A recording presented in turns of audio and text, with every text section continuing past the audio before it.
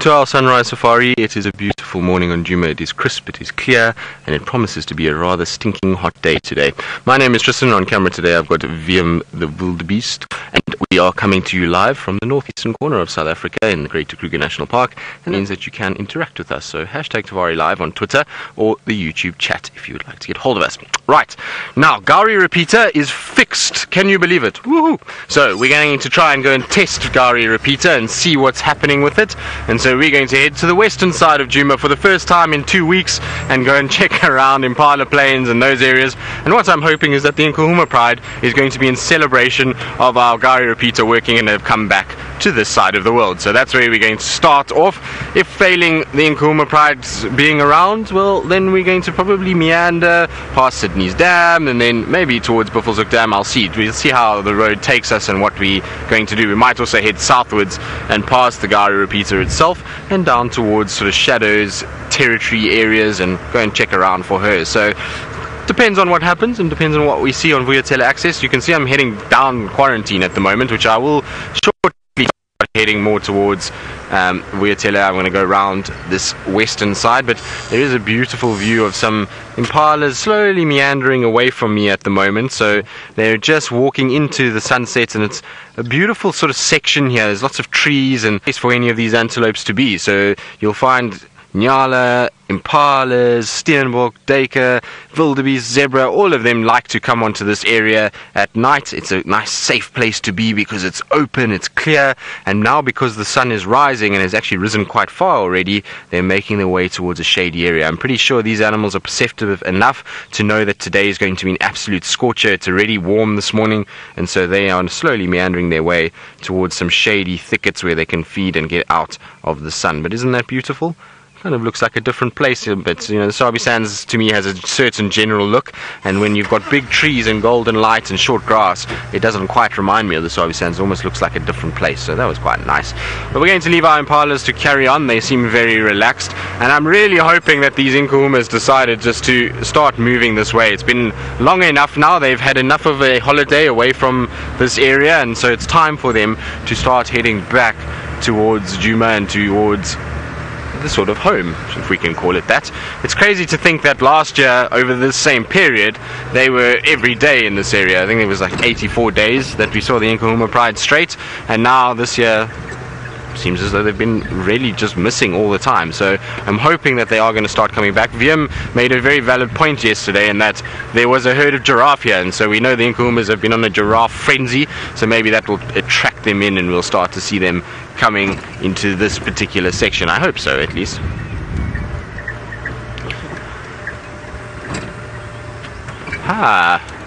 So morning glory, thank you very much for the insider info. Did you say that you heard lions roaring on the dam cam last night? Now that's encouraging news.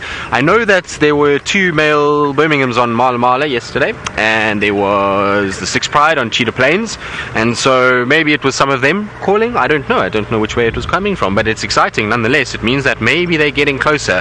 I haven't heard a lion roar since I've been back, to be honest, so I didn't hear them. I must have been in La La Land and not really paying too much attention, but hopefully that's a good sign of things to come and that they're coming in and closer towards Djuma, and hopefully there is some sort of tracks of them. What I want to do is, like I say, is go up Wisteria access, and then I'll come down, check Impala Plains, and that's the area there, because we know the Angama Pride, if they do cross in, it's generally either from sort of the gate side or they come in from Impala Plains and check, kind of hang around that area. So that's the plan, at least. Now Tax has just gotten out. He's the first vehicle, so I just want to give him an update, and then I'm going to be off the radio for a while because I think Mara's still got a few gremlins that they're sorting out. We're directing from Djuma today, so we should have no gremlins on our side. With Gari fixed and Wisteria fixed, it should be a lot better signal wise for us here, but Mara I think still struggling. Morning Tax, I'm gonna go up Wisteria access and just check if there's any sign of the Angama Pride, but no updates otherwise. Right, so there we go, that's that done. Now he will pass on any updates as the day goes on, and so I don't have to worry about the radio for the rest of the morning unless somebody finds something and we want to go and see it, which is good news. So now Tax is just calling me again. Go ahead, Tax.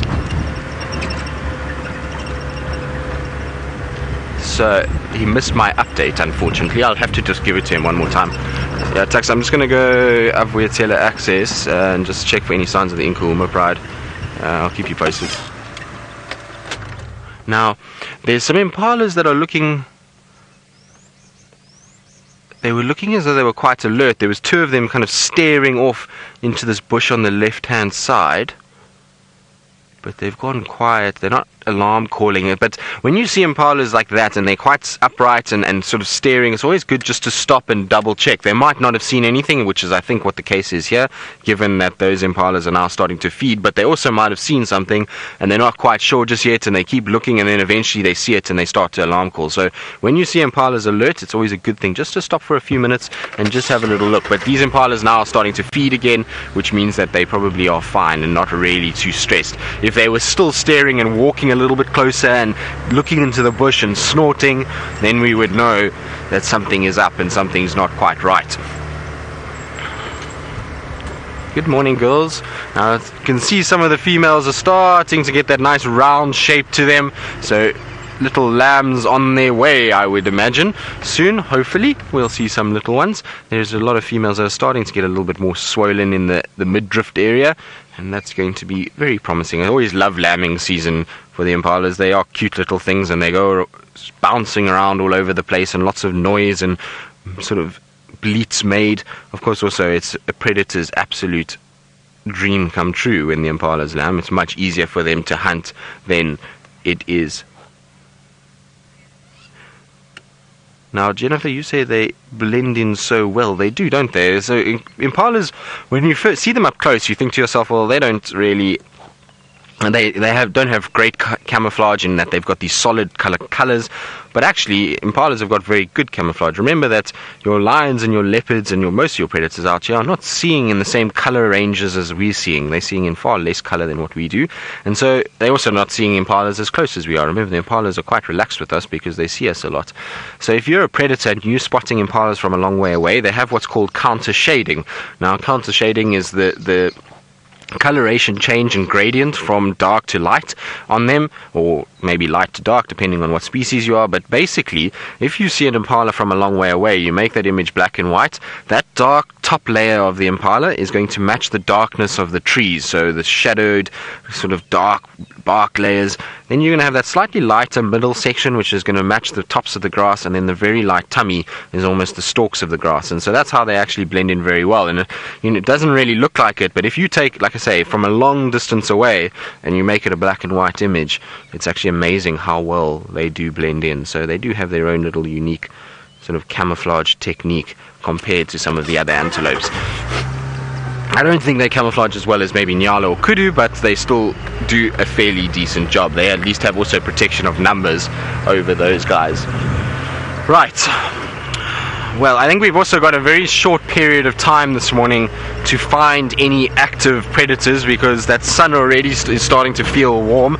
The coolness of the air is dissipating quite quickly at the moment, and so I think that we're going to have a situation that our cats are probably aware, just like the impalas, that it's going to be, like I say, a bit of a scorcher today. And so I would imagine we're going to find a situation where they're going to go into shade quite quickly. Dallas Cowboy, the impalas very, very, very, very distantly are related to your USA deer. They are termed as ungulates, so all of the animals that have a hoof on them are ungulates, and are animals that will have hooves. And so yes, I suppose indirectly they are related in some way. So just waving to some of the viewers, actually. They're viewers that spend a lot of time watching, and I met all of them yesterday, so just giving them a quick wave this morning. But so yeah, they are basically, but it's just that there's been a massive separation, and then they've evolved slightly differently in some respects, but way, way, way, way, way back there is some correlation between them. Right, now Tax is going to go up towards the hyena den. He wants to check there. So I think what we'll do is do power lines. I hope we don't get too much picture breakup, because sometimes we do under the power lines. But I'm going to go around power lines, and then I think I'll go up towards the top, towards the gate, and then come back down Triple M, and then towards Impala Plains. I think that's what I'm going to try and achieve this morning. I think that's the new route that I'm going to go, because I don't want to drive behind somebody. It makes no sense for Tax and I to be driving on the same road. At the end of the day, if we can split apart and drive in different places, maybe we can get lucky and see something. Now, we've got a whole bunch of birds squawking around here, so I'm just trying to see where they are. They're in this marula on my right hand side. Oh, there they are. So it's magpie shrikes, but they're not making their normal call. They almost seem to be a bit excited about something, and so with the summer temperatures, snakes are starting to get a little bit more active, and when you hear birds like this, sometimes it's good just to check. You might find a snake curled up on one of the branches. There's the magpie shrike that's in the background. You can see its long black tail and then its little white window on its wing, and that's why it's gotten that name, is because of the white and black coloration. It comes from the UK, where the magpies have a similar kind of coloration, and so that's why it's gotten that. But they sometimes make a noise like this, like I say, for a predator. So it could have been an owl, it could have been a snake or something like that. It seems as though they're quietening down, so maybe it was an owl that flew off, or like I say, a snake that went down into the grass and has now disappeared. I actually saw a snake yesterday when I was walking to Inga's from camp in the morning. I saw a little spotted bush snake on one of the marula trees, a very pretty little snake. So they are completely sort of harmless, if you want to call it that. They're a very gentle snake. They're not a snake that is aggressive. Often around camps and around, they're quite common, and they actually quite like them. They're very pretty. They have this kind of change of color with these little black blotches on them. They're very cool little snakes. So I like them, and they are boreal. They spend a lot of time in the trees, and unfortunately they often are mistaken for boomslangs, which is a venomous snake, and people then kill them and do all kinds of other things, but they're actually not a problem at all.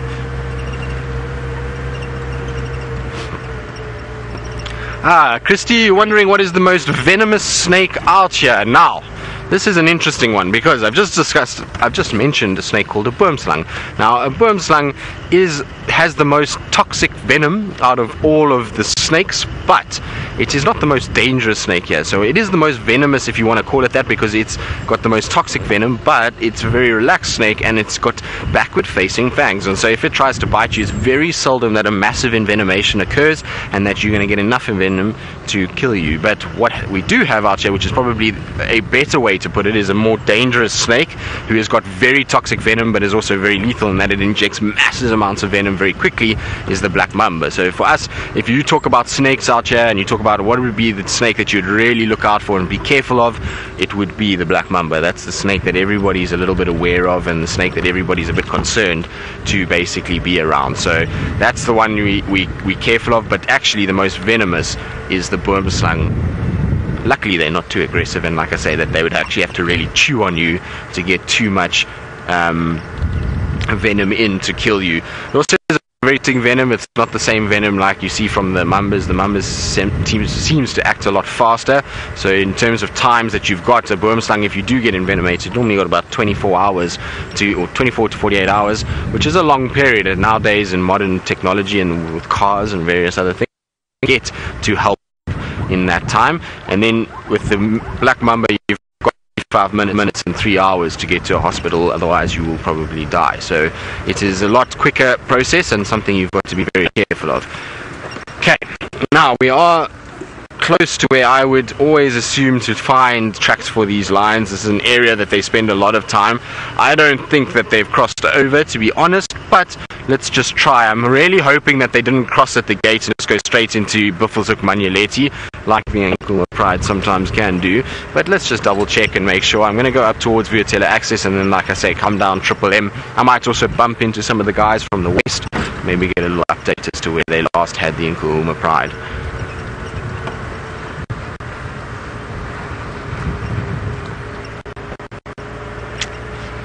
Gillian, you want to know if the black mamba is easy to recognize.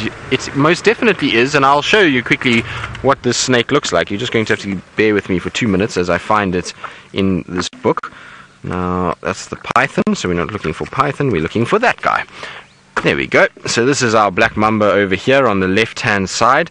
You can see that it is not black at all. Everybody often thinks that this snake is black. It's not. It's a kind of slatey grey color. It's got this greyish appearance, and then it's got a very coffin-shaped head. So if you see this head from the top, it looks coffin-shaped. So it comes out and points out towards the jaw, and then goes back in towards there, and quite a blunted head. You see, it's got quite a big eye as well, and then this mouth here. And what you can't see in this picture, you can see a little bit of shadowing, but it is very black inside here, and so if its mouth is open, you'll see a lot of black. But there's not very many snakes that look just like this. Also, for me, I don't know why the mamba always looks like it's angry, and so I don't know, when I see them, you can kind of recognize them quite quickly. But just that slatey grey with that coffin-shaped head, there's no one else that has that, and they are actually quite easy to tell. They also are big snakes, so they're snakes that you often will see and know that it's them just because of their size. I've seen black mambas that are 3.5 meters long. So what's that in feet?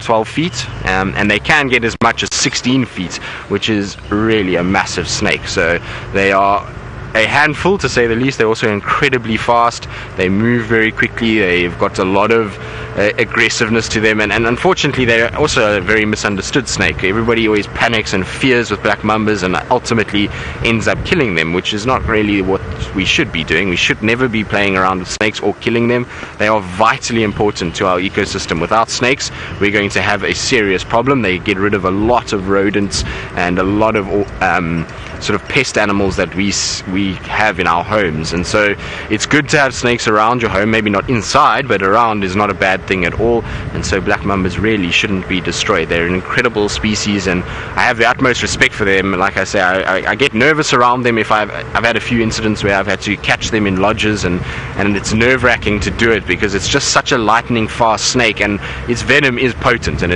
when it's cornered and when it feels like you're trying to catch it, then it is highly aggressive. And because it moves so fast, it can be a little bit of a tricky situation, particularly in tight spaces of rooms and offices and guest rooms. So I've had a few kind of touch and go experiences with them, but we'll say for the most part that in the bush and the sightings I've had out of a lodge experience, not one of them have I ever had an issue with a black mamba being aggressive. They generally are very relaxed, very chilled animals. They know that they can get away much quicker than they can actually defend themselves, and so most of the time you'll see if you come along, they're just trying to get off and into the bush. They're trying to get away from you and trying to... So there was a little steenbok. It did run though, unfortunately. There it goes, hopping along past us and into the vegetation. So has it stopped there, Via? No, it's still running. So they are snakes that, like I say, I mean, if you do see them out in the wild, it's a snake that for me should just appreciate and really enjoy. It's not something that we see that often, and they are absolutely phenomenal creatures. And I actually, funny enough, saw a dead one. There was a dead one once at Cheetah Plains, and we went there and we did a little dissection on it just to see what was going on. And it had eaten a whole starling family. So what had happened is that it got to a starling's nest, and it had swallowed the 2 adults and 2 chicks, and there was these 4 kind of lumps down this black mamba. And when we measured that black mamba, it was 3.16 meters, so quite a big individual. And we're not sure why it died. We just had a look. But what was interesting to me was the presence of ticks on the snake itself. So there was ticks that were latched in. It's a massive snake. I mean, a 3-meter snake is not small, and it's quite thick, and it had all these ticks in between the scales. It was really quite fascinating to go through it. Also, I can tell you that when a starling is in the digestive tract of a snake and it's decomposing, it doesn't smell very nice either. When we opened up that stomach, it was probably one of the more putrid smells I've ever smelt in my life, and I look forward to not smelling that again anytime soon. But as so far, no sign of any Nkuhuma pride tracks. It seems as though they haven't come across, but one person who has been successful in finding lions, and particularly little lion cubs, is Tayla McCurdy. I believe she's out and about, and I hope that she's feeling much better, because yesterday she wasn't feeling well. And look who we've got for you. We've got an entire pride of lions that we just stumbled across this morning. My name is Tayla, and on camera with me today is David, and this is live, this is interactive, and please excuse the Mara's lateness, but these things happen sometimes. Remember to hashtag Safari Live on Twitter, or you can chat to us via the YouTube chat too. So We came along just past the Olololo gate, and we decided to take a route that we took back yesterday morning, where we found many lions scattered about, and we basically came across that. They've come from the gate though. I saw all their tracks. Darby, look at these two. So those are the younger cubs that we had on our right, but there's these two older ones that are getting quite naughty now. And you maybe remember the other evening I was telling you about the fact that when lions reach the age of about a year to a year and a half, they are at their naughtiest, in my opinion. They want to chase cars. They want to chase anything because they think that they are the greatest hunters that ever lived. Of course, this is not true. They're very inexperienced, but they are teenagers, and I'm pretty sure they think the world revolves around them.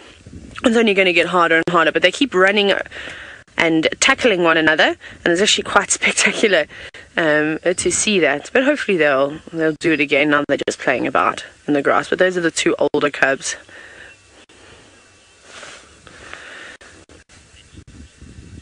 Now, I believe that the gremlins are attacking your picture, so sorry about the picture breakup there. Hopefully we'll be able to get everything under control over the next little while. But isn't this just absolutely amazing? They're so gentle too. They're being gentle now. They can play fairly rough. Off they go. But let's see if it's going to end up in another chase down. They just can't resist. They cannot help themselves, chasing one another around and about. The whole pride is here. I'm actually looking around to see if they've maybe spotted some prey, but I can't see anything in particular. And I think the adults, Darby, can you see that mound over there? I think those are the adults. And they are staring. The only thing that I can see, those are the adults, are some elephants. But very exciting. Well, we're going to hang around here for probably most of the morning and try and follow this pride. Let's go across to Brent and say good morning to him. Morning, welcome to another splendiferous Masai Mara morning. My name is Brent Smith, and for the very first time on camera together with Sebastian Rumbe from Gabon. So there we go. So first time Seb and I have ever driven together, and we are off on an adventure. So we're going across the river again for 3 or 4 days, and I am hoping to go catch up with Malika again. I had such a great time with her last time, so we're gonna be heading consistently south and then cut east towards Lookout Hill. I left her not too far from Lookout 2 days ago, so I'm sure she's probably within that general area again. So I'm very much looking forward to spending some time with Malika. Now remember, hashtag Safari Live. If you have any questions, for those who don't know who Malika is a female cheetah, and she's got 2 young boys of just over a year old, and she has provided us with some spectacular hunts and kills and just all-round beauty. So very, very excited to spend some more time with her. Now, of course, you never know what you're going to find while you're on the way, so if we find anything interesting, you will be seeing us. But before we go, I don't know if people have this bird, and I know some of you are on like 99 on your Mara bird list, but there we go. Saddle. It could be a new bird for the Mara list. Whoopsie. Maybe that's why Sebastian's never been on camera with me. No, I'm joking, of course. There you go. It looks like a juvenile saddle-billed stork. Oh, man, adult. It just doesn't look like... No, it is an adult. And, of course, with all the rain, all the frogs are in serious danger. Now, it's got a dark eye, which tells me it is... I'm going to ask you. Is it a male or female saddle-billed stork? You let me know. Hashtag Safari Live. Now, we had a great bit of birding yesterday, and Tristan is, of course, a great birder as well, but he's also an excellent predator finder. So let's see what birds and big cats Tristan can find back in South Africa. Well, Brent, I don't know. I think you probably are the king of that, to be honest. I've just been lucky the last few months, but Brent is probably, like, I've always said this actually, he's probably the best of the tracking guys we have in our team.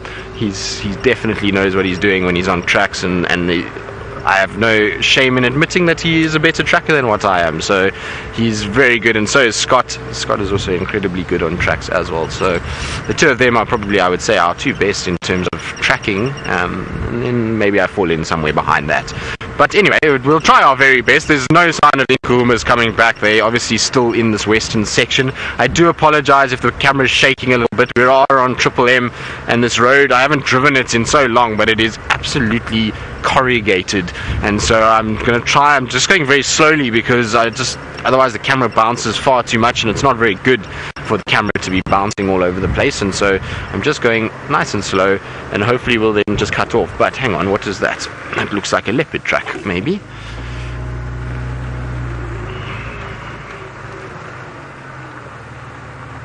Is that a leopard track, VM? It looks like a leopard track. It is a leopard track.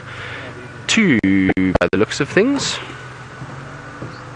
So over there on the edge, going down this little game path, you will see the very deep footprints for a female leopard. So that is a leopard that is crossed during the night. The tracks are on top of all the vehicle tracks that are on this road. Now this road is a very busy road, and so there's a lot of cars that go in and out of here as the gate opens, and so if these tracks are on top, they're fairly fresh. And where they're going is straight to a little water hole that we unfortunately can't go to, because that water hole is on Simbambili. So this leopard has crossed over, but it looks like it might be Shadow and Cub. I thought I saw a smaller track there as well, so I wonder if it's not them. I'm going to just pay attention as we drive here, because sometimes what happens with Shadow is she'll go in, drink, and then come back to the road, and maybe we get lucky with her just on the road somewhere walking around. Of course, that's if I don't bounce the camera off the brackets while going down this road.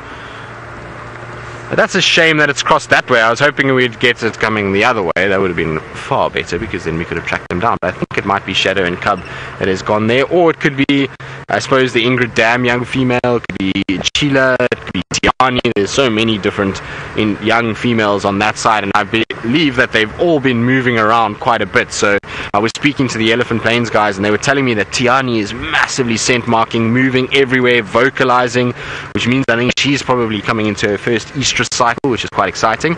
And then the Ingrid Dam female has also been covering a serious amount of distance, and is even pushing into some of Shadow's territory. She's been going into Hoffman's and Arethusa a lot, and so it's going to be really interesting just to see where all these youngsters settle. These kind of gaps that have been made by Karula and Salahesh have really now kind of caused a vacuum into this area, and it's going to be quite an interesting kind of process to see who settles where over the next few months, because ultimately all those females that I just mentioned are of a similar age. So I mean, Ingrid Dam's cub, Tiani and Chila, they're all kind of within 6 months of each other, and so they're all kind of vying for a similar area. And I think we're going to get a nice high density of young females, which is absolutely fantastic.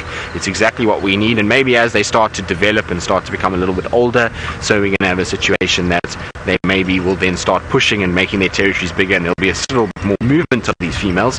But for now, I think it's going to be great, because there's going to be a nice big density of young females in this area, and young females is what we want, because ultimately they're going to be individuals that are going to stick around for quite some time, that we can follow them through their lives and see how they go with their cubs and various other things. So hopefully that will be the case.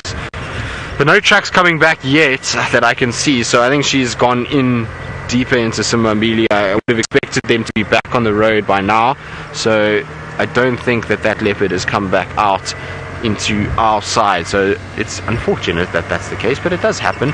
It seems as though there's something in the water in the west at the moment, that our lions are going there, our leopards are going there. I think we'll have to do something about it. I don't know what, but maybe we're going to have to think long and hard and put out positive vibes to bring them back.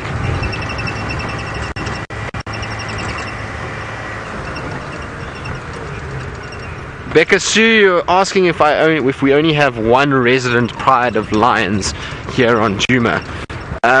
So I suppose yes is the answer to that. The Angama pride is the pride that we see the most, although sometimes we will see the sticks. It's not common, very seldom that we do see the sticks, but the sticks do come in from time to time, so they are around as well.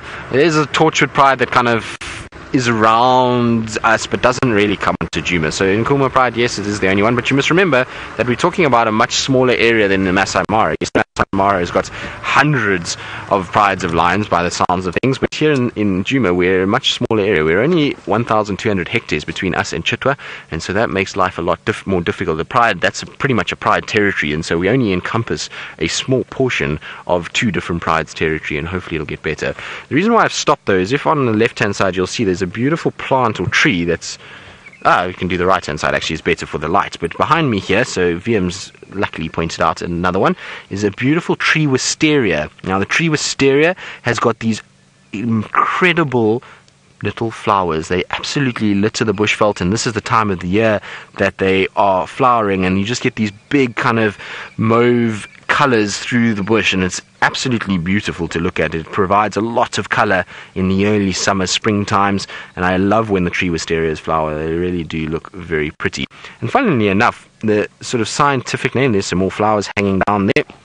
The scientific name for a tree wisteria is Boleucanthus. Now, Boleucanthus is interesting because my brother, he went to school with the grandson of the fella that named this tree, and their surname is Bolus, and that's why it's called Boleucanthus, is after that family's surname. And so his grandfather was a botanist, and he was the one, or great-grandfather I think it was, maybe, but he was the one that named Boleucanthus speciosus, which is the tree wisteria. So there we go, there's a little bit of a personal connection to that tree. But I do love them, they really are pretty, and they've all of a sudden in the last, I would say, maybe 2 weeks started to flower, and they really are in full flower at the moment. Yesterday, I can't remember where we were yesterday with Tundi. We were somewhere in the thickets with Tundi, and we saw an absolute grove of them, and there was just this bright purple flower in the afternoon light. It was really very pretty, and this kind of leopard making its way through it. So it was a nice thing to see, that's for sure, and it provides, like I say, a lot of color from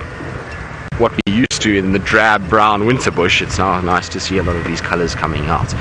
Right, Angama pride I think has failed us. I'm going to check Impala plains in case, just to see if what's going on there. I believe hyena den was active but is now no longer. The females have moved off and the little ones have scampered inside of the hole, so we might go there a little later just in case they come back again.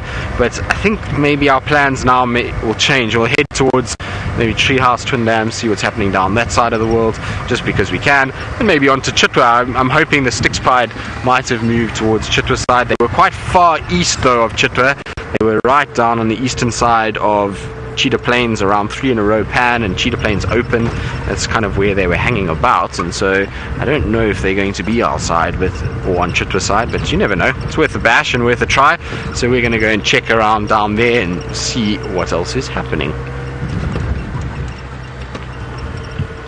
I also want to try and turn away from driving into the sun. It's quite bright this morning.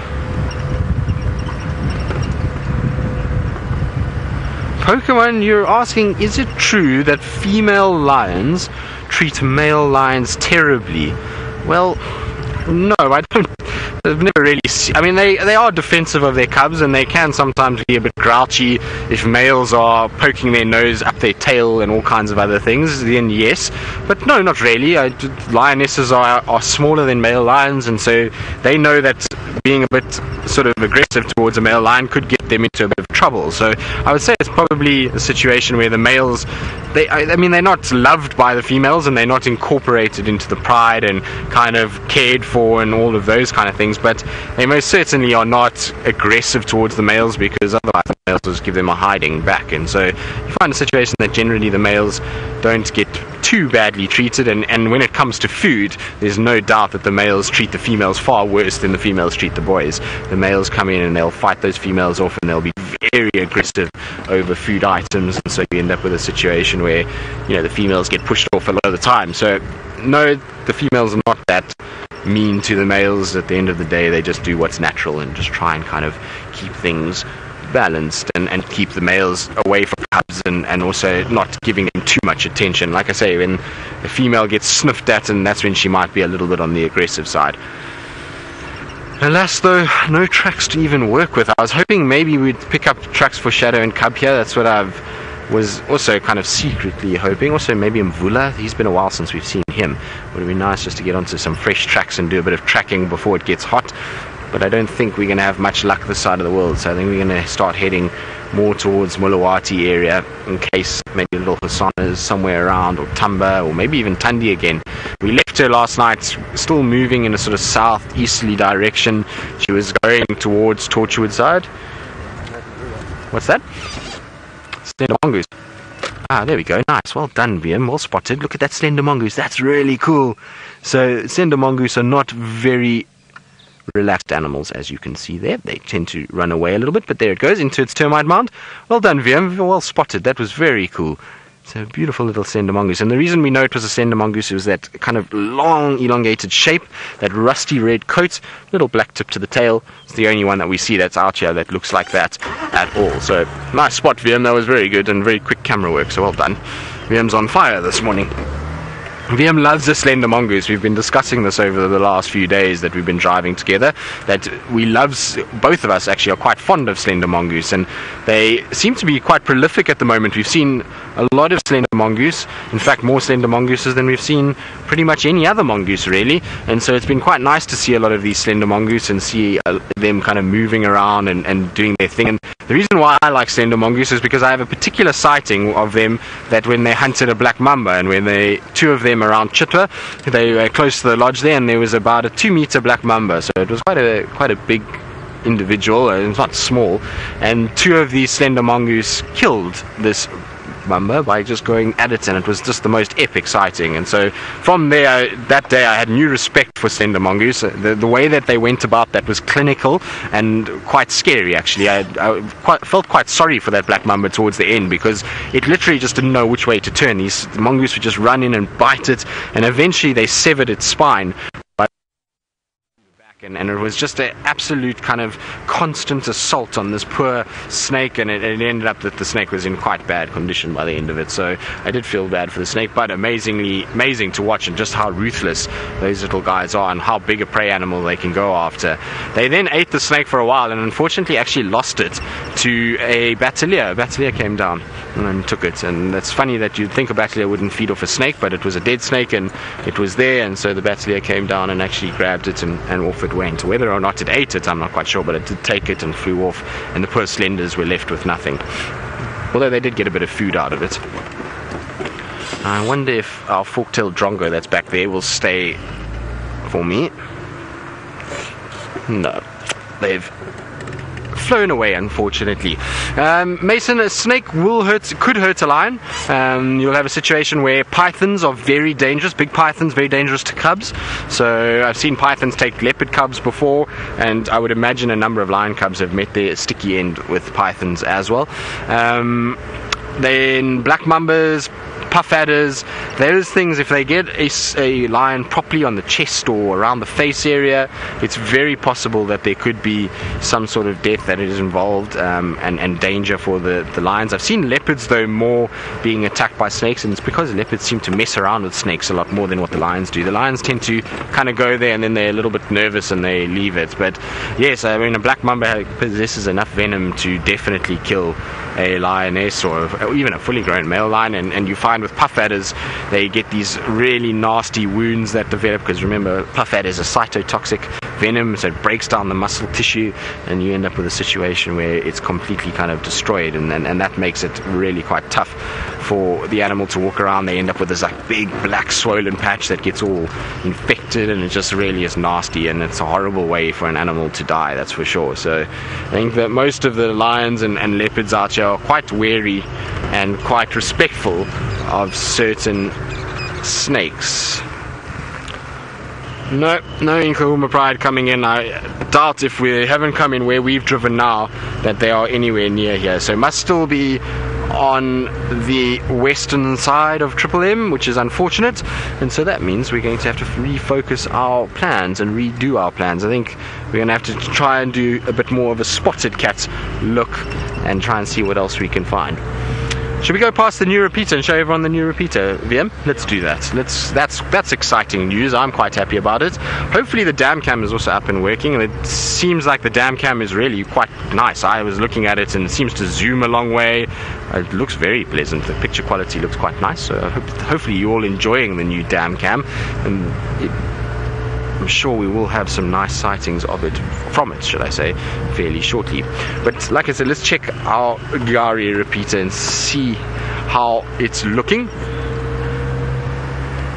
So Aubrey, exactly, you're spot on. We're talking about snakes and you're asking, are the reptiles coming out now because it's warmer? Exactly, that's exactly what's happening. And so because there's a lot more warmth, it means that they are able to get their body going quicker in the mornings and therefore can move around and start hunting. Also what happens is when there's rain, there's a massive increase in insects, which means there's a massive increase in lizards moving around, geckos, frogs, which is a big snake item, and even a breeding of a lot of the rodent species. So we're going to see a lot of things like gerbils and cane rats and all of those kind of things starting to reproduce, and so lots of little babies running around, which snakes love as well, and as well as other snakes. So we know that things like cobras will eat other snakes, and so it's just a lot easier to find food items in the summer months, and that's why we see the snakes a lot more active in summer than in winter.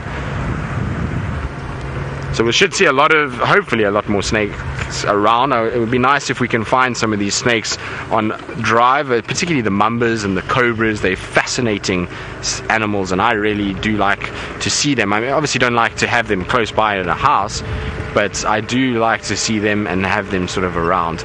Well, there we go. There's our giant, massive Gari mast. We'll stop here so we can admire its bigness and straightness more than anything else, because the old Gari mast was bent at a banana shape, whereas this one is dead straight, nice and tall, so we should get a little bit better reception given that it's slightly taller than what it used to be. But look at that, there's a good job, well done Peter and Jared. So Peter and Jared spent a lot of time yesterday doing all of that. There's a little antenna that picks up our signal, and there we go, you can see it's a much more sturdy construct than what was previously there. And down to the bottom.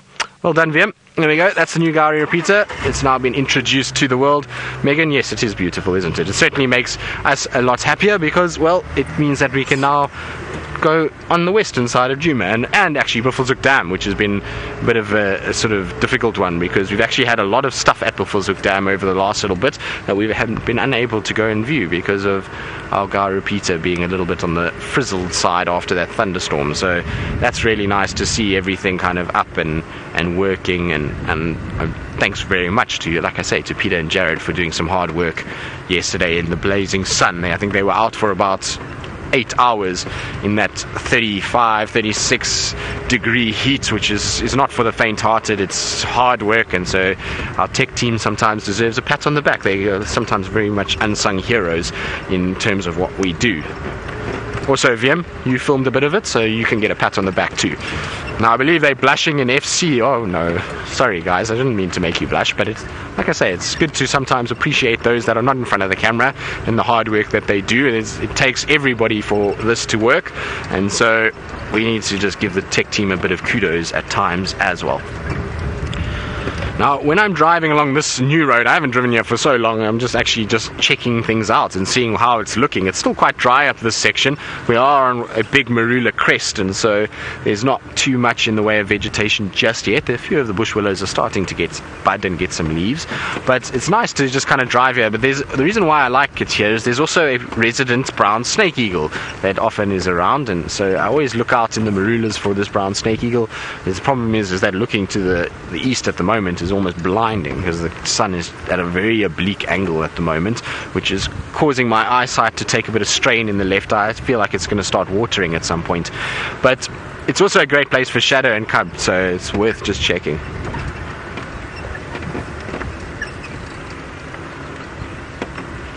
Snazzy, you're asking if I've ever been surprised by something hidden in the car, something like a snake.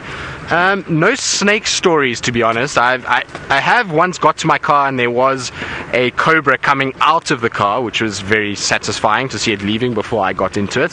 So that was okay. I mean, I wasn't, luckily not too surprised because I wasn't in the car when it decided to come out. I know one or two guys that have been sitting and the snake has gone over their feet and out of the car. So I have had a snake come out of the car, but I wasn't in it, so that wasn't too bad.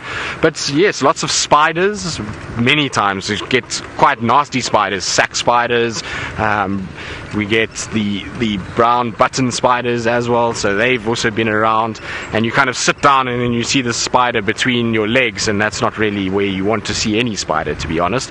So I've been surprised by them a few times. Lizards once or twice, which give you absolute fright as you're driving, and you feel this kind of scaly, smooth warmth going over your legs. Is not very pleasant at all. So a couple skinks have given me a surprise. Just trying to think what else I've had. I once had actually a bushveld gerbil in my car. That was pretty cool. So I was just sitting and there was this almost warm feel that kind of was down by the pedals, and it was this little gerbil that was sitting absolutely petrified now that my feet had trapped it underneath the pedals, and was just looking up at me, and as soon as I kind of opened the door it went scuttling out and off it went. So that did give me a little bit of a surprise, but that's it. I've been lucky. I haven't had to deal with too much in the way of vehicles, and it's generally because as a guide, when you work at these lodges, 90% of the time your tracker is the one that actually gets to the vehicle first. They generally are the guys that will maintain the vehicles, keep them nice and clean, and really do a good job on them, and they then drive them down to the lodge, and normally the rangers or guides will walk down to the camp and only get into the vehicle once it's already been driven. And so I think a lot of the things that are in vehicles, I would imagine that trackers would have a lot of interesting stories about being surprised by various different animals inside of a vehicle. And we'd have to maybe ask Herbie. I think Herbie would probably have some good ones, and Herbie's got stories for everything. It's quite amazing how many things he's experienced and encountered, and I'm really looking forward. The best news actually about this Gowrie repeater is that we can start walking again, which is fantastic. So hopefully we can be out maybe tomorrow morning on a walk. I just got to see, Herbie's busy renewing his rifle competency, and so once he's done with that, which means that he has to be in Hoedspruit, and so I think it's today or tomorrow that he's doing it, and once he's done with that then we can go out and head out on a walk. And I'm looking forward to it because lots of new things around. We've got lots of green grass, which means insects and all kinds of other things to look at, so super excited to be on a walk again. It's going to be so much fun. I'm sure Steph is itching, and James as well, when they get back to walk again.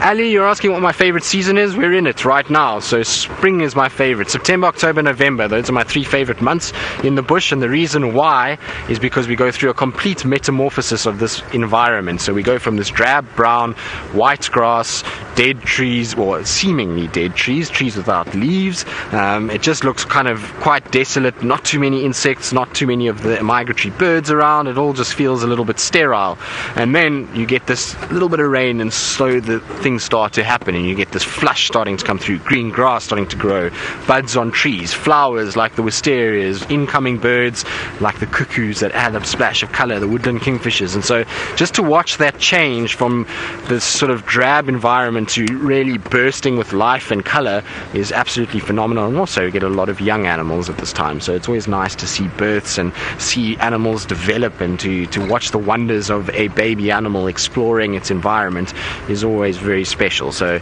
that's why I like this time of the year. Also, it gets warmer. I'm not a huge fan of cold temperatures. I thrive actually more in hot temperatures. The hotter for me often the better. I quite like the heat. Don't know why, it's just the way I am, and so summer is a far nicer experience for me than winter. I don't like getting out of bed when it's cold and having to get into a vehicle that's got no door, and your legs are cold and your ears are cold and your hands are cold. It's far more pleasant getting out like I did this morning, and there's a little bit of a coolness to the air, but it's just still very pleasant to kind of be out and about, and you enjoy yourself rather than trembling waiting for the sun to come over the horizon and hoping that there will be some sort of sign of warmth. But it's quiet otherwise. There's very little going on. There's no real fresh tracks of anything. There's been a couple tracks of zebra here and there, but that's it. There's really otherwise not much happening. I'm going to go past Shabamu pans now just to check if there isn't something happening at those pans. There's some warthogs actually. So before we go anywhere, let's have a little look at our warthog family that's feeding off the nice lush green grass on the fire break. So the fire breaks are always a hive of activity in the early summer, because nice and open so they can see predators, but also nice lush green grass that tends to grow that's quite short. And so you can see, looks like a female on the right and two females. So it's two females and then the piglets from last year. Now those piglets you can see have developed quite a bit, and new piglets should be on their way soon. Those females should theoretically be pregnant. It's now the time of the year when we do start to see the first warthogs, and she does look as though she's starting to swell a bit. We normally see them late October, beginning of November. That's when the first little litters start coming out, and you can see her tummy is sagging slightly, so I think that she's also got little ones inside, which would mean that she'll probably have them fairly soon. Now those other older ones will sometimes stick around with mom for another year. Sometimes they will distribute out and go off on their own, but generally they stick around with mom for another year. But how cute are those little things? They still, even though they've grown a little bit, they are still very cute. And warthogs, when they are young, are the cutest little things. And unfortunately, they might be cute, but they're also a great snack for many other animals. So, Rachel, you say you love warthogs so much. They are cool, aren't they? I like warthogs too. They've got character, and that's anything out here with character is something that I enjoy. They seem to always be up to something. Their noses are down in the ground. They're sniffing around. They use this disc-like snout to dig up roots and tubers. The fact that they walk on their front legs, on their knees, basically, is always quite entertaining as well. And then, obviously, the tail that folds up as they run and pulls up as they run is also quite comical. So they've got a lot of fun sides to them. They also love a mud wallow, which is always fun to watch too. So, Becca Sue, the reason why they're on their knees like that is all to do with comfort of feeding. So instead of having to stretch and push that head down where it would be very difficult to get to a lot of these short little grasses, they then can go onto their knees, and then from there they can also dig. So in winter months they dig a lot for tubers and roots of plants, because there's not much nutritional value on the surface, and so going down onto their knees means that snout can dig up soil and they can reach further down and actually get to those roots underneath the surface layer without having to strain and stretch. It's just a lot more comfortable for them, and they actually get a calloused leg, so it's not sore for them. It's almost like they've got a little shoe pad there that allows them to then walk around like that, and they can then get to all the little food items that they're looking for without having to stretch too much. So it's just a lot more comfortable for them, and that's why they do it. Very clever, isn't it? I think so anyway. I think it's quite a cool thing. None of the other animals have shown such ingenious. You say Tingana's favourite food. Well, yes, Tingana does love himself a little porky, doesn't he? He's not adverse to having a pork sausage for breakfast. There's a few elephant tracks, actually, but they're going the wrong way. They're going towards Arethusa, so I think they probably crossed out. They're not very fresh. They look like from last night, so that's not good. I was hoping they were going the other way. But it's amazing actually how male leopards love warthogs, particularly the piglets. I remember watching a male called the Kashan male. So he was a male that when I was at Singita was down that side, and then he's now shifted. He's moved a bit into the west, and then he went down into the south towards Sabi, so he's now down in that area.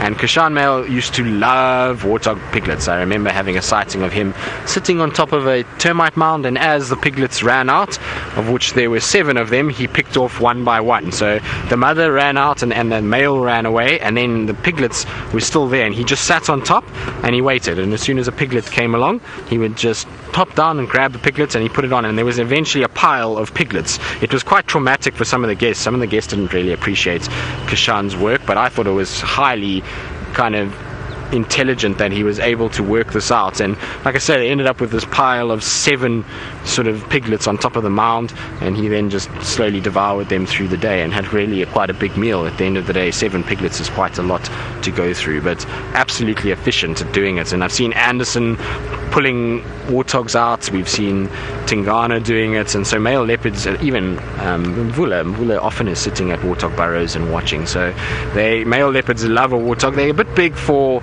the females. There's a very comical video actually of Tundi with a massive male warthog.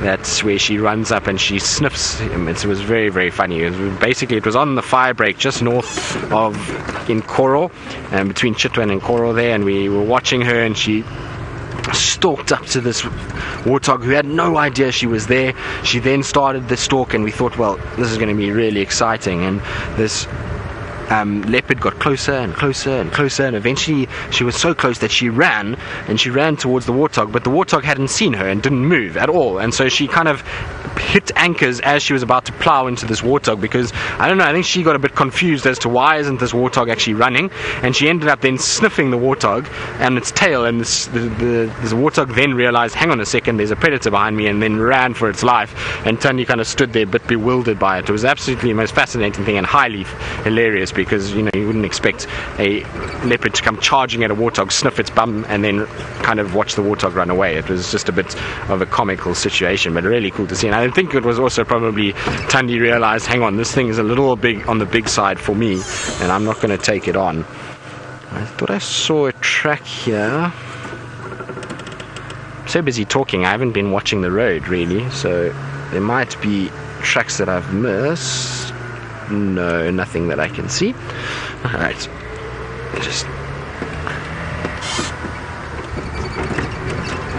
I'm just listening to the radio, because there's some sort of update, but I can't hear what exactly.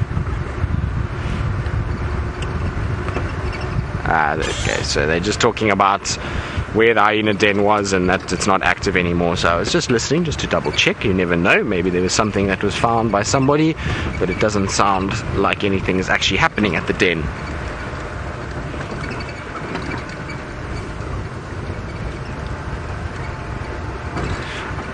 Arya, you're asking, do big cats hunt for entertainment, or, I mean, solely for food, or do they do it for entertainment as well? Well, Arya, no, the entertainment is not really a way that cats are wired. So cats are not like us as people that can rationalize and be like, okay, I'm going to hunt just for the fun of it and because I need some exercise. What they do basically is they hunt on instinct and hunt on opportunity. So any time that they've got a chance to hunt, they will hunt. So if let's say they've got something that's dead already, and all of a sudden another animal walks past, they will take that opportunity to hunt that animal and try and kill it. So they're not in that they take enjoyment out of it or entertainment out of it. It's just instinct and opportunity, and they don't know when their next kill is going to be. So rather take the opportunity when it's there and it presents itself than not. So that's why you see cats sometimes with multiple kills and chasing multiple animals even when they're full and well fed. Now, I'm just checking to see if there is any sign of tracks here. This is another area where a lot of movement of cats takes place, and actually various animals. So we used to see Hosana and Shongile here regularly around this area, and so I'm just double checking to make sure that maybe little Shongile hasn't sneaked in here somewhere.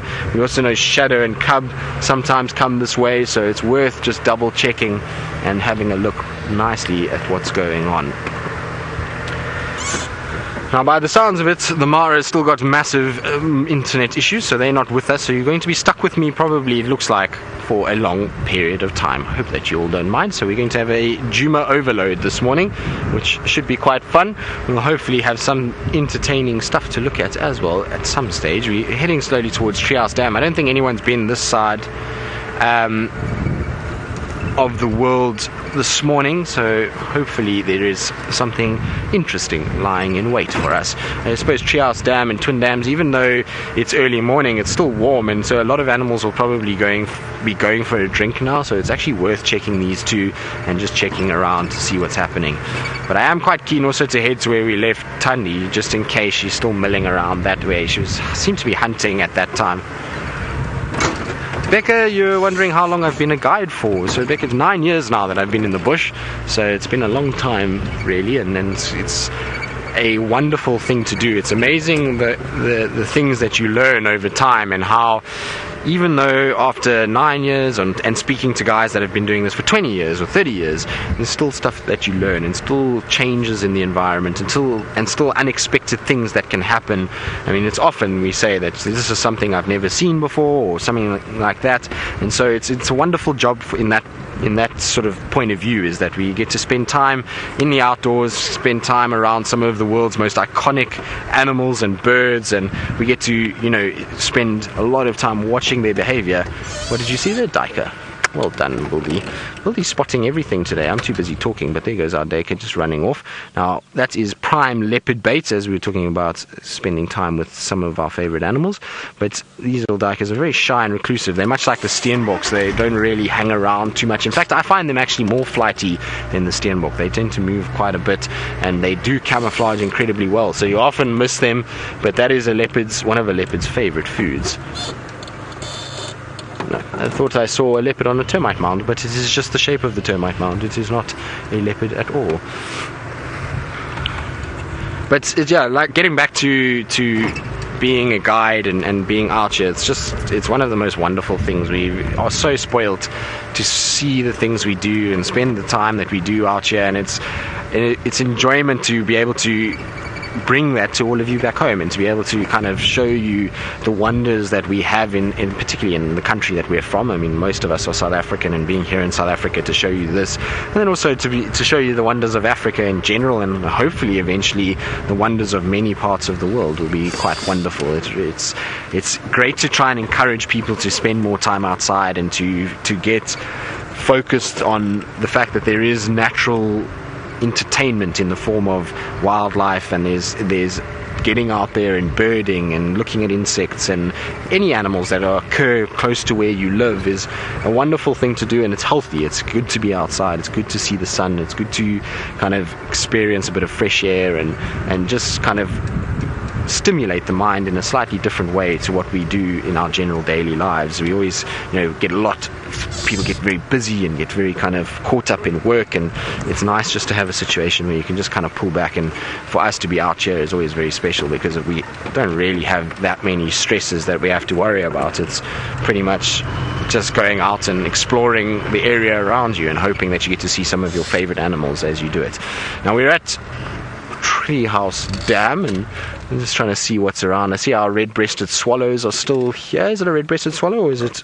I think it might be yes, it is red-breasted swallows. So there they go. They were here yesterday. They're just flying around the water area and kind of going and landing every now and then to collect mud.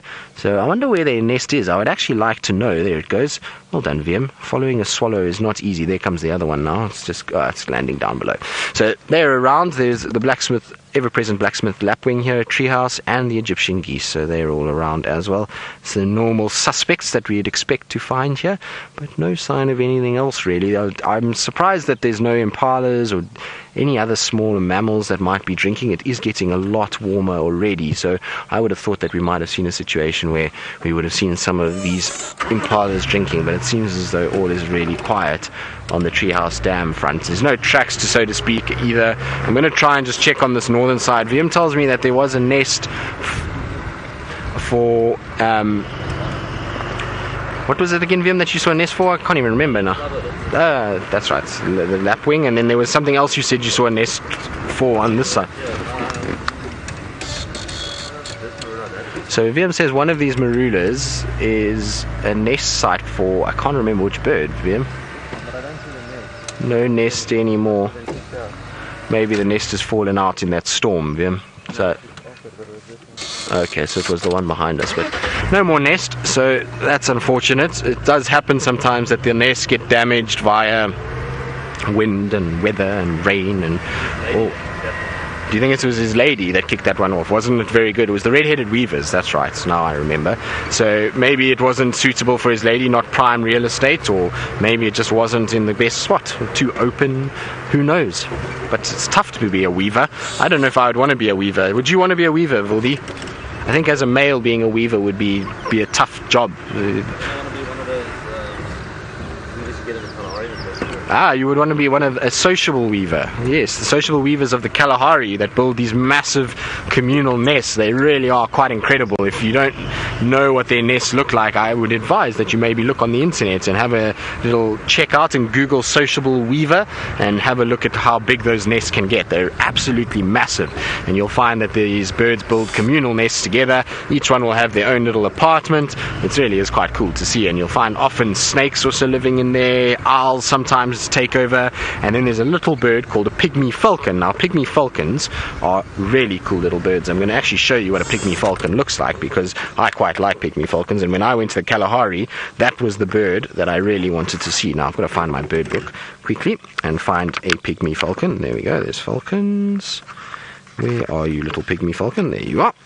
Right, so there is our little pygmy falcon right at the bottom. It is a cute falcon. It is very, very small. They are tiny. They're only 18 centimeters in height and they weigh 55 grams. So they are very, very, very small. Yesterday we saw that owl, and I was saying to you the owl was about 20 centimeters. So this is even smaller than what we saw from that owl yesterday. And they fly around the Kalahari deserts and the arid areas of South Africa, and they hunt all kinds of little lizards and insects and birds. They're very cool little falcons to see, and I was super glad when I got to see them. They've always been on the list of birds of prey to see. So they're really cool, and you find them often capitalizing on those sociable weaver nests and kind of sitting on them and taking over. So it's a good place to look for them for those of you that are heading to the Kalahari at some stage in time. I'm really hoping that at some stage we also get some elephants back. It's been really tough on the elephant front. I know we've had no buffalo, but you know, buffalo, as much as I like them, they tend to be animals that we don't spend massive amounts of time with, unless it's a really big herd, then we often do, or they're being hunted, but otherwise we don't spend lots of time with them. Whereas the ellies are animals that we really kind of have a lot of time for, and we spend a lot of time with them. They're so interesting, such clever animals, that they're super interesting to kind of spend time with. And so I always like when the ellies are around and when we get big herds, and I really hope that some point soon we do start to see them. It's been really thin when it comes to elephants. Now you can see down the road here is a set of tracks. Now those tracks are for hyenas. I can tell already just by the shape of the tracks and the way that the feet are moving on an outward basis. So both the left and right are pointing out, they're not pointing straight. Also I can see that the toe area is quite big in comparison to the back of the pad. So there you go, you can see, look at the pad, it's much smaller than the toes, and so that's quite common to see in hyenas. You often see that, whereas something like a leopard would be quite equal. It would also be facing straight and not like that. So we know that those are hyenas from quite a far distance already, just because of that reason. And this would have been hyenas that would have been walking around last night. When we were with Tandi, when we started leave her last night, we had multiple hyenas arrive. Unfortunately, we just had so many gremlins that we couldn't really do anything about. There was 2 different hyenas that were there, and they were kind of circling around Tandi, and she was just kind of watching them and not really too fazed by the whole thing, but was still kind of aware of their presence. I wonder where Hosanna went yesterday as well. I'm still a little confused as to which way his tracks went and which direction he went. He seems to have just vanished out of thin air from where we left him the night before. I mean, it's possible we missed his track if he crossed on a hard section, but I don't know. I just think maybe he might have turned and gone back south, and yeah, like I say, vehicles drove over his tracks and we just didn't get to see exactly where. I did check the southern boundary and I didn't see any sign of him crossing, but you never know, maybe I just missed it and was wrong. But I would have thought we would have found him at a water point somewhere yesterday. So Indiana, I think I got that question. It was which big cats that I haven't seen would I still like to see in Africa. I think that's the gist of what you were saying. And outside of Africa, the list is very, very long.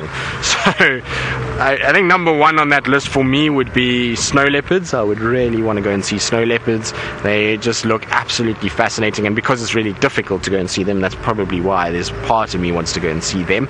So snow leopards, jaguars, tigers, and then clouded leopard, Amur leopard, any of the leopards. In fact, I would love to one day say that I've seen all of the leopards in the wild. Of course, that's going to become very difficult because a lot of these leopards are being hunted at a rate of knots, and it's becoming harder and harder to see them. So I don't know if it's going to be possible for me to get to all of them, but I really would love to see them.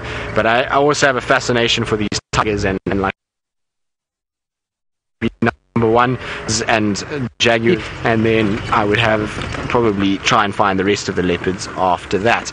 But I am planning at the moment to do a holiday next year, and to, when I get a bit of leave, to go to the Pantanal in South America with Ali to go and see the jaguars that side, and to go and have a bit of fun and try and see if we can see ocelots and macaws and giant otters and various other Amazonian species. So that's the plan. And and giant rats in the form of capybara. Yes, those two, Vildi. I think that would be a fine idea. Now, I think there's a spider web there, so let's get rid of that. It's been there for a while. Sorry, VM. I keep forgetting to wipe it away, but is it gone now? Is it better? I think it's better now. So it looks like it. There's spider webs everywhere. It's that time of the year now. In summer we get this situation where literally you just get covered in them. The whole car is covered in them, you covered in them. I can feel them all over the place. In fact, they're all over the dashboard as well. So this becomes part and parcel of what we do. In fact, I used to have a tracker that had a stick, and it was a little similar to this stick that I'm going to show you now, but that it had all of its points off it. And he used to plonk it in the front of the car. So, I mean, obviously not where I am sitting now, but right in the front of the car. And it used to have these little sticks that went off. And as we would drive, that would catch all of the spider webs. And then every now and then you'd pick it up and you'd just twirl it, and all the spider webs would wrap around the stick, and then you'd put it back again. And it was actually quite ingenious. It worked really well and stopped all these webs coming all over us and being kind of spread about the car. It was a very, very clever thing to do. And so it always gets me thinking, I wonder if there's something that we could do with our vehicles that could be like that. But the problem is we can't really put anything on the front, because otherwise it obscures our view. So I don't know, maybe the kudu horns need to come back again that we had at one point. Maybe that will be the answer. Maybe shorter ones than that, though. Those were a bit on the long side, and still curious to know what would an animal would have done that saw us. So we didn't really see any ellies or leopards or lions, and I was wondering what they would do with the kudu horns if they were still on. I seem to remember we had a quietish drive that day and we didn't actually see too much. So maybe one day we'll put the kudu horns back on Rusty and see what it does. I think actually they got thrown away. I'm not 100% sure. Might have. I think he threw them away. Right. Towards Twin Dams we go, just to see what is happening on this side of the world. Hopefully there will be a leopard somewhere around here. Snazzy, so yes and no. I think Buffelshoek Dam, there's Twin Dams, there's enough water for the elephant. Of Gowrie Dam, no, probably. Although they have a really good mud wallow, Gowrie Dam's just got enough water just to create a nice slush. It would be perfect for elephants to wallow in and go crazy in. So nice. But other than, I'm just trying to think. A tree house, I suppose, maybe a little bit.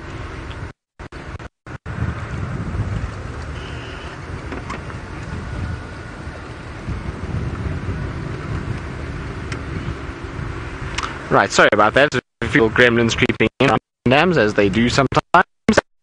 In terms of maybe enough to kind of go in, but not great. I don't think there's that much. I think what the problem is that a lot of the elephants, because it got so dry here, moved down towards the Sand River, the Sabi River, the Olifants River, the Letaba River, all of those rivers that we have on north and south of us. And they ended up there. Now with the bit of rains that we've had, it's caused a lot of growth of vegetation in those areas, which means that the elephants have not only got food, but they've got water down there. And as they exhaust those resources, so they should start hopefully pushing back up into these areas. But it would be really nice to actually have some semblance of elephant signs in this area. But now Twin Dams itself looks very quiet. There's a few Egyptian geese. There was a waterbuck that has made its way out of the area and gone into a thicket and moved away, and so really there's not very much happening here. I was hoping to see some more. The Egyptian geese are slowly but surely going across the water. They often are around this area, so they spend a lot of time around here at the moment, and a lot of time kind of drifting around. So they're off and gone, and then we've got, that's it. So really I was looking for some of the sandpipers potentially.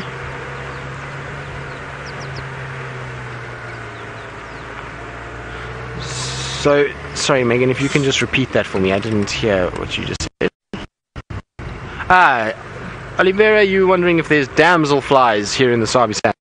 Definitely, there's quite a few damselflies, and we should start seeing more of them as the rains come. As soon as we start getting a bit more rain and a bit more wet weather,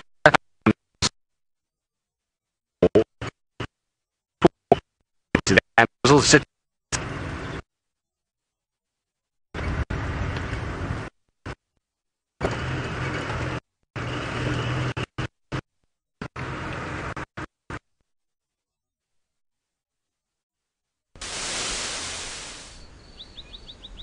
at twin dams, and so we do get a bit of picture breakup and sometimes a bit of picture loss. And so with the Mara being out and just me here at Djuma, that's unfortunately getting away from twin dams, so it should start to slowly but surely get a little bit better, which is good news.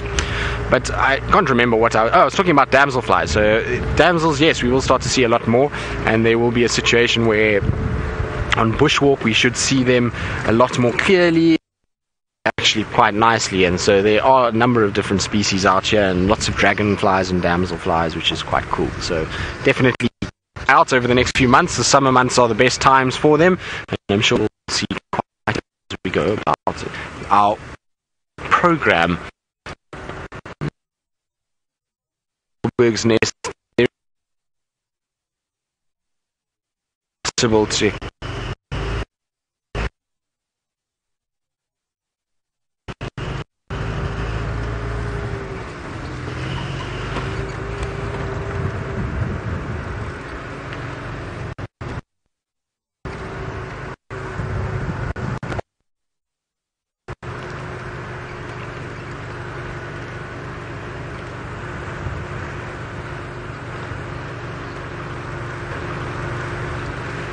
Sorry guys, again it just broke up. We just went through that dip, but like I say, it should be the last of it now.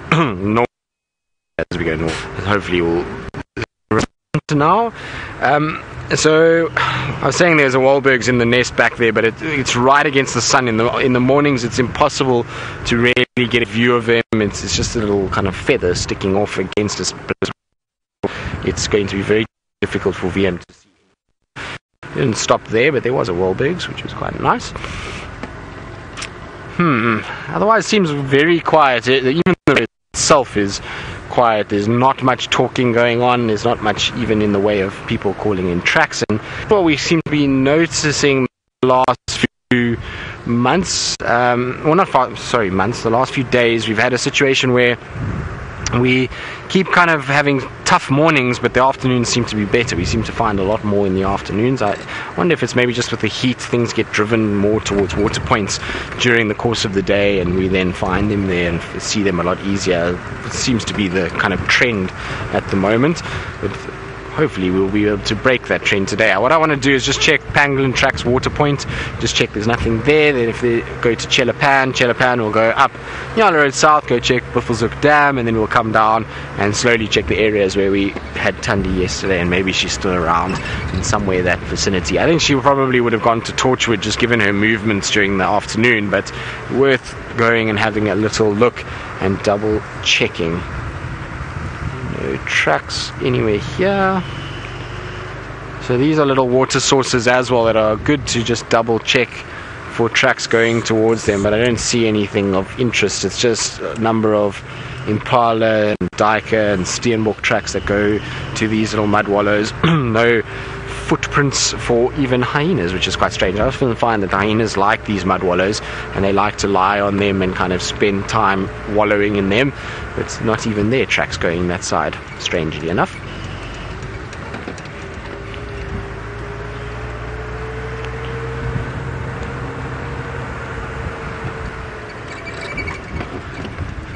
What I can tell you is that it is getting very warm already. I think if we were stationary, I would most certainly have taken this jersey off, because at the moment it's starting to get warm even while driving. So you can imagine when you're stationary and the sun is out, it's going to be seriously hot. It's not going to be very pleasant at all. There we go, 74 and 24 apparently, and it is now 7 o'clock in the morning, well just before 7 in the morning, so it's going to be a rather warm day. I think it's apparently supposed to reach 40 degrees today, Celsius, which in Fahrenheit is what, I think about just over 100, somewhere around there, am I right? I don't know. Megan, maybe you can check for me what 40 degrees Celsius is in Fahrenheit. I think it's somewhere around the 100 mark, or just over. So Megan says she's going to check. There's a little bird that is flapping about in here, and these are puffbacks that are flying around. So the puffback itself, maybe the one, so 104 apparently Fahrenheit. So there's the puffback just bouncing around that area. I think it's just flown away. And then there's also, there it is. So the reason it's called a puffback is it gets this big white kind of fluffy ball on its back, and then just to the left of where the puffback is I think the puffback is just in that tree, so just to the left, there we go, is a brown crowned chagra that's also now flying away. So none of the birds want to actually sit still for me this morning. It seems as though it's going to be one of those mornings is going to have birds flying off in every direction and not sitting still. One thing we can count on is our Cape turtle doves. They seem to be fairly happy to walk along the road. They're not too worried about us at all. Now there is the presence of impalas that are seriously relaxed, so I don't know if there's going to be anything at Pangolin Track Dam, or I don't know if you can call it a dam, mud wallow, but we'll go and have a little look anyway. Robin, you're asking if we get many types of kestrels. Well, we don't get many types, but I'll show you some of the kestrels we do get shortly. Let me just get to the pan and then we can park off in the shade and we can go through some of the kestrel species we do get here, because there are some nice ones and there's some that are on the fringes of where we are and are sort of birds that we might see if we're very, very fortunate and if there's maybe a big storm that sends them in this direction. But we'll just have a little stop when I get to the little pan here, just in case there is something lurking. Doesn't seem like there is anything at this stage. No, so nothing here, but I'll show you now the kestrels that we can potentially see in this area, if you just give me 2 seconds. So this is the little water source that I was wanting to check on our left hand side. It's just a kind of rough muddy wallow, but it seems to be fairly popular with a lot of our predators. We know Kruger used to spend a lot of time in this area and her offspring are the same. Now let me find the kestrels for you quickly. That's falcons, so we should be there. There we go, kestrels. Alright, so on this page here you'll see that there are 3 different species of kestrels. We've got the lesser, rock and greater kestrel. Now lesser kestrels we do see here, they are a migratory bird, so they come in now in the summer months. This is the lesser one. It's got the very plain grey head and the sort of rufous back that's got no spots on it whatsoever. These are juveniles here. The adult is a lot more sort of easy to recognize. You see a very plain grey head, like I say, rufous back, and then it's got very light streaking on the leg and chest areas on the male. Then the female has got a malar stripe, which is basically the stripe that comes down from the beak itself. So that's one that we see now in the summer months. Any time of the year we can see these rock kestrels, so rock kestrels are around, but as their name suggests, more in rocky outcrop areas, which we have very few of here on Djuma, so we don't see too many of these guys. It is possible, but you see their head is streaked. It's not plain like the other male of the lesser kestrel, and they've also got dots on their spotted kind of wing parts, and even underparts is spotted as well. So they have a little bit of a different appearance. And then this greater kestrel is on the fringes of the Kruger National Park. It is possible that you might see one of these in the Kruger. Very seldom that you would see them, but it is possible. They're right on the fringe of this area, and I think they have been seen in the Sabi sands before, and you can see they don't have the grey head. So those are the 3 kind of reddish kestrels that we see in this area. Now I'm trying to find another type of kestrel that occurs a little bit further north of us that might be a bird. Here we go. So this Dickinson's kestrel over here, this guy occurs a little bit north of us in the Kruger Park. You see them quite a lot on the baobabs there, and so wherever there's baobabs you tend to find a Dickinson's kestrel. Now here in Djuma we don't have baobabs, and so unfortunately no Dickinson's kestrels for us. And so those are the kestrel species that potentially we could see. I mean, it's possible that a Dickinson's could end up being here, blown in on a storm or something like that, but it would be very seldom that you would see them here. So now that I've checked this area, I'm going to turn around and just go back towards Chelapan, and we're going to go and just check around, I think up towards Buffelshoek Dam. What do you think, Viam? Maybe Buffelshoek Dam we'll find some ellies having a little swimming lesson on that side. It feels like it's warm enough for ellies to start swimming. I actually need to take this jersey off. I'm starting to get a little on the warm side, and no one wants to be overheating while out in the bush, so let's rather just take this off. You'll have to excuse me that I am doing it while live, because like I say, Mara is still down, and so we can't go to anybody else. So if I'm a bit distracted for the next 2 seconds, I do apologize as we try and get rid of that. There we go, that's done. And just try and fix all the collar and everything else so that we're a little bit more presentable. At the end of the day, we don't want to be too messy. Right. Now, I wonder what else there is lurking this morning. Like I say, it seems really quiet. There's not even tracks to work with. It's tough when there's no tracks. It's always nice when you can at least pick up a track and pick up some sort of sign of an animal, and keeps you engaged and tries to kind of follow those along. So hopefully we will pick up something fairly soon.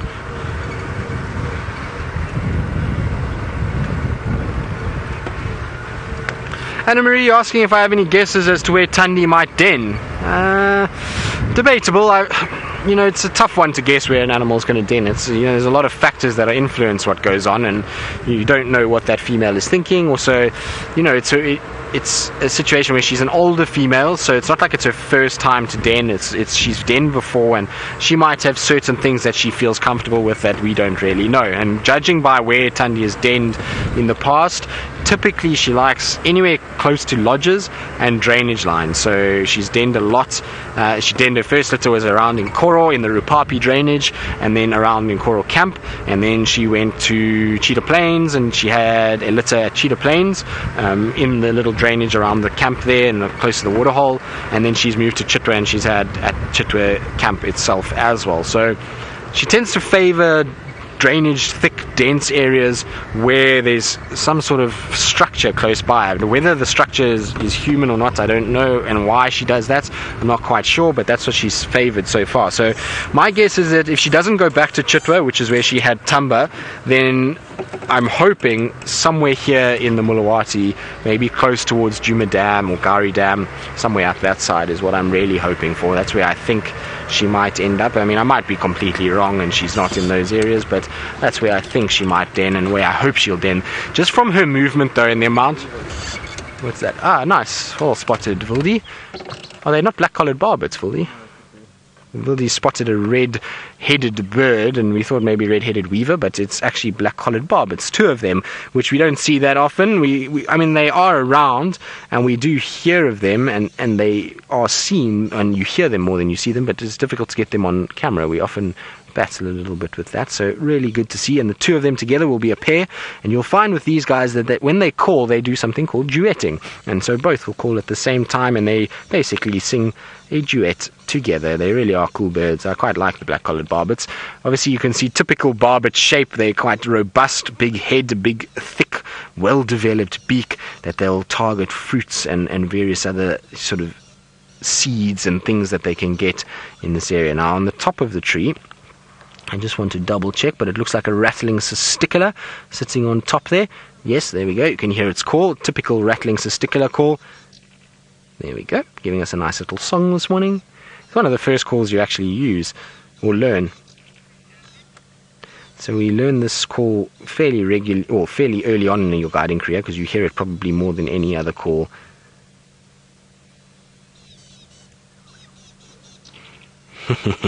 I like that call, it's very cool. Nice few birds around the Mulawati. Mulawati is always a good place to come and bird in the mornings. There's lots that goes on in this side of the world. I'm just going to slowly coast down this area. Just want to check. Now I'm very undecided as to which way I actually want to go here. Do I want to go Nyala Road, or do I want to go up towards Batalia, where I found Thandi yesterday, or rather Thandi found us yesterday? Let's see. I think let's go up Nyala Road and just check. Maybe there's some tracks up that side and we can see if there's something lurking. I think we'll stick to our original plan of heading towards Buffelshoek Dam. If there's nothing at Buffelshoek Dam, then I'm going to come down Drakensberg and then weave my way through and try and see if there's any sign of one of these spotted cats around this section.